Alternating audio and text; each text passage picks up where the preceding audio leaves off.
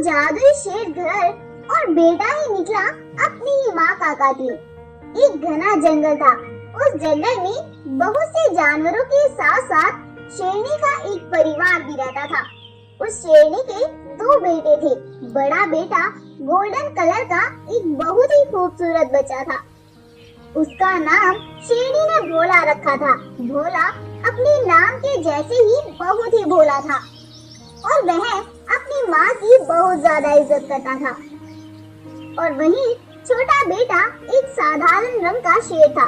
शेरनी ने उसका नाम बगीरा रखा था। शेरनी का छोटा बेटा बड़ा ही नालायक था। वो कभी भी अपनी माँ की कोई भी बात नहीं मानता था और जंगल के जानवरों को भी अक्सर ही परेशान किया करता था। शेरनी बगीरा के इस रवैये से काफी परेशान थी और वो अक्सर ही बगीरा को ऐसा न करने की सलाह दिया करती थी। अरे बगीरा बेटा, तुम ऐसा क्यों करते हो? अपने बड़े भाई को देखो, वो कितना अच्छा है। उसकी कभी भी जंगल से कोई शिकायत नहीं आती है। लेकिन तुम अपने आप को देखो, आए दिन तुम्हारी जंगल से कोई ना कोई शिकायत आती रहती है।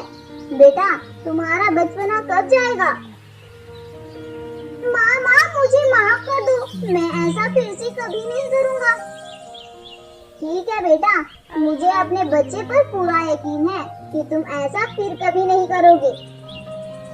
अगले दिन बगीरा फिर से जंगल में जाता है। तब भोला उससे बोलता है, भाई तुम अकेले जंगल जा रही हो, चलो आज मैं भी तुम्हारे साथ जंगल चलता हूँ। मैं तुम्हें अपने साथ लेकर जाऊँ? मुझे तो जंगल में अकेला ही जाना है। तुम्हें अगर जंगल में जाना है तो तुम अकेले भी तो जंगल में जा सकते हो। मैं तुम्हें अपने साथ बिल्कुल जंगल नहीं लेकर जाऊंगा। अरे बेटा, ये तुम कैसे अपने भाई से बात कर रहे हो? भला ऐसे भी कोई अपने बड़े भाई से बात करता है? अरे माँ, मैंने इसे क्या गलत बोला है? कोई नहीं बोला बेटा, तुम इसको अकेले ही जाने दो। तुम अपने आप जंगल में चले जाओ। शेरनी के ऐसा कहने पर भोला चुप हो जाता है और बगीरा जंगल में चला जाता है। जंगल में जाकर बगीरा जानवरों को बड़ा ही परेशान करता है और एक बकरी का शिकार करके उसको खा लेता है। बगीरा के इस बर्ताव से जंगल के जानवर बहुत परेशान हो जाते हैं और वो उसकी शिकायत लेकर शेरनी के पास जाते हैं। और एक बकरी शेरनी से बोलती है, अरे शेरनी बहन, आपके बेटे बगीरा ने आज मेरे बच्चे को मारकर उसका शिकार कर लिया है। शेरनी बहन, हम कमजोर हैं, तो क्या आपका बेटा हमारे बच्चों को ऐसे नुकसान पहुंचाएगा? अरे बकरी बहन, मैं तो उसे बहुत समझाती हूँ, लेकिन मैं क्या करूँ, वो अभी छोटा भी है। आने दो तुम, मैं उसे समझाऊंगी। ऐसा सुनकर वो सभी वहाँ से चले जाते हैं। जब बगीरा गुफा में आता है तो शेरनी उसे बहुत ज्यादा डांटती है और उससे बोलती है, कल से तुम मेरे साथ ही जंगल जाओगे, तुम अकेले जंगल बिल्कुल नहीं जाओगे। तुम्हारी बहुत सी शिकायत आ चुकी है, अब मैं और बर्दाश्त बिल्कुल नहीं कर सकती। ठीक है, समझे तुम? अगले दिन शेरनी बगीरा के साथ जंगल में जाती है और शेरनी जब सुनसान जगह पर चल रही होती है तो पीछे से बगीरा उस पर वार कर देता है और शेरनी को मार देता है। शेरनी को मारकर वो भागता हुआ भोला के पास आता है और उससे बोलता है, अरे भाई, जंगल में एक बाघ ने माँ को मार दिया है, आप जल्दी से चलो। भोला ये सब सुनकर दौड़कर अपनी माँ के पास जाता है। तब तक वो जानवर भी वहाँ पर आ जाते हैं, लेकिन शेरनी तब तक मर चुकी होती है। भोला जोर जोर से रोने लगता है और वह अपने भाई से पूछता है, अरे बगीरा, माँ का ये हाल किसने किया? भाई, मैं तो माँ से आगे चल रहा था और पीछे से एक बाघ ने आकर माँ पर हमला कर दिया और उसने माँ को यहीं पर मार दिया भाई, और मैं अपनी माँ के लिए कुछ भी नहीं कर सका।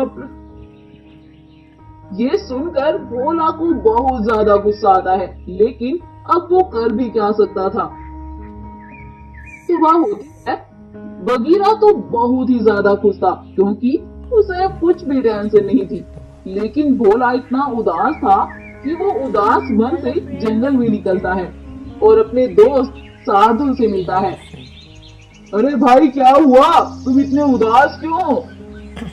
भाई क्या तुम्हें पता नहीं चला, मेरी माँ का कल जंगल के एक बाघ ने कत्ल कर दिया है।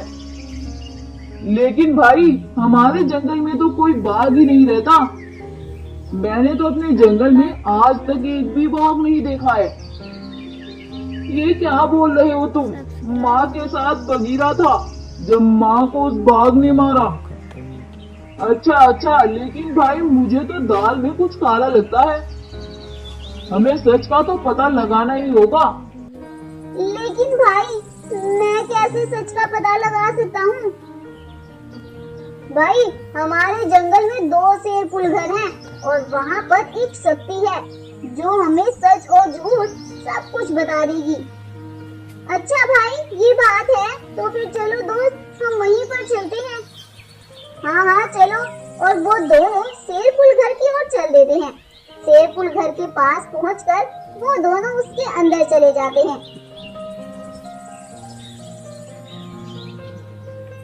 उन दोनों को देखकर वो शक्ति तुरंत ही वहाँ पर आती है और उनसे बोलती है, क्या हुआ बेटा, मैं तुम्हारी क्या मदद कर सकता हूँ? तब भोला उस शक्ति को अपनी माँ के कत्ल के बारे में सब कुछ बताता है। भोला के ऐसा कहने पर वो शक्ति बोलती है, अरे बेटा तुम्हारी माँ का कत्ल किसी और ने नहीं किया बल्कि तुम्हारे सगे भाई ने किया है। ऐसा सुनकर भोला तुरंत ही वहाँ से भाग पड़ता है और बगीरा के पास जाकर बोलता है, तुमने माँ के साथ कितना गलत किया। वो तुमसे इतना प्यार करती थी लेकिन तूने उनके साथ क्या किया, उनका कत्ल कर दिया।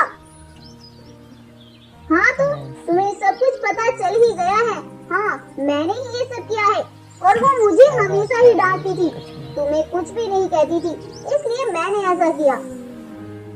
तो भाई तुम मुझे मार देते, तुमने माँ के साथ ऐसा क्यों किया? अच्छा ये बात है तो फिर चलो अब मैं तुम्हें भी मार देता हूँ, फिर इस पूरे जंगल पर मेरा ही राज होगा। और इतना बोलकर वो भोला पर हमला कर देता है। लेकिन भोला उससे बड़ा था इसीलिए उसके पास ताकत भी ज्यादा थी, इसीलिए भोला उस पर अपनी पूरी ताकत से वार करता है और वो हमला कर करके उससे बिल्कुल अधमरा कर देता है और उसे वहीं पर मार देता है। और फिर भोला उस जंगल का राजा बनता है और सभी जानवर चैन की सांस लेते हैं और खुशी खुशी फिर से उस जंगल में रहने लगते हैं।